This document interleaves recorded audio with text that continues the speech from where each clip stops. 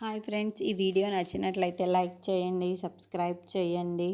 పద్మావతి తన స్కూటర్ పైన వెళ్తూ ఉంటుంది. ఇంతలో అక్కడికి మురళి వచ్చి కారు మీద వచ్చి పద్మావతిని గుద్దేస్తూ ఉంటాడు. ఇంతలో అక్కడున్న పద్మావతి ఎవడ్రా నువ్వు అని చెప్పేసి గట్టిగా తిడుతూ ఉంటుంది.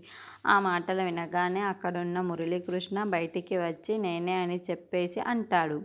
ఆ మాటలు వినగానే అక్కడున్న పద్మావతి అయితే ఒక్కసారిగా షాక్ అయిపోతూ ఉంటుంది. ఏంట్రా నీకు నా చేతుల్లో 2 సార్లు దెబ్బలు తిన్నావు, అలాగే మా ఆయన చేతిలో ఒకసారి దెబ్బలు తిన్నావు, అయినా నీకు సిగ్గు రాలేదా అని చెప్పేసి తిడుతూ ఉంటుంది.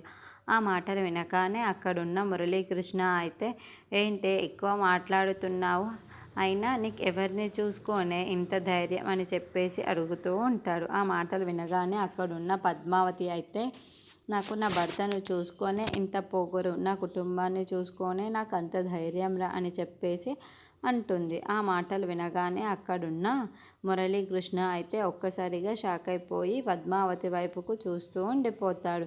ఇంతలో అక్కడున్న పద్మావతి అయితే నాకు నా కుటుంబం లాంటిది, నా కుటుంబంలో ఎవరున్నా సరే, నా భర్త ఎవరికి ఉన్నా సరే ఆ ఇంట్లో అమ్మాయి రెబల్లాగానే తయారవుతుందిరా, అందుకే నాకు ఇంత ధైర్యం, ఇంత అనుభూతి అని చెప్పేసి అంటూ ఉంటుంది.